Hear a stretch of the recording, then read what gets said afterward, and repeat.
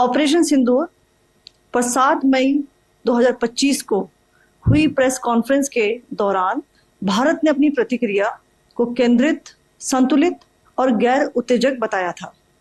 यह विशेष रूप से स्पष्ट किया गया था कि पाकिस्तानी सैन्य ठिकानों को निशाना नहीं बनाया गया। साथ ही दोहराया गया कि भारत में किसी भी सैन्य लक्ष्य पर हमले का उचित जवाब दिया जाएगा। 7 से 8 मई 2025 की रात को पाकिस्तान ने उत्तरी और पश्चिमी भारत में स्थित कई सैन्य ठिकानों को, जैसे कि अवंतीपुरा, श्रीनगर, जम्मू, पठानकोट, अमृतसर, कपूरथला, जालंधर, लुधियाना, आदमपुर, भटिंडा, चंडीगढ़, नाल, फलौदी, उत्तरलाई और भुज पर ड्रोन और मिसाइलों से हमला करने का प्रयास किया।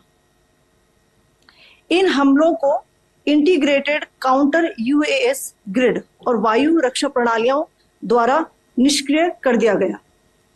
इन हमलों का मलबा कई स्थानों से बरामद हुआ, जो कि पाकिस्तानी हमलों का प्रमाण है।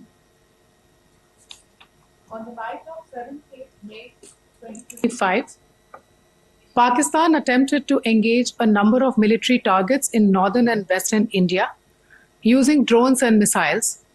These places included Avantipura, Srinagar, Jammu, Pathankot, Amritsar, Kapurthala, Nal, Jalandhar, Ludhiana, Adampur, Bhatinda, Chandigarh, Falodi, Uttarlai and Bhuj. These were neutralized by the integrated counter unmanned aerial system and other air defense systems.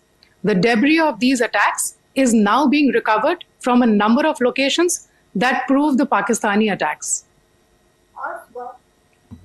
आज सुबह भारतीय सशस्त्र बलों ने पाकिस्तान के कई स्थानों पर वायु रक्षा रडार और प्रणालियों को निशाना बनाया। भारत की प्रतिक्रिया समान क्षेत्र में समान तीव्रता के साथ की गई। यह विश्वसनीय रूप से ज्ञात हुआ कि लाहौर में स्थित एक वायु रक्षा प्रणाली को निष्क्रिय कर दिया गया। Today morning, Indian Armed Forces targeted air defense radars and systems at a number of locations in Pakistan. Indian response has been in the same domain with the same intensity as Pakistan. It has been reliably learnt that an air defense system at Lahore has been neutralized.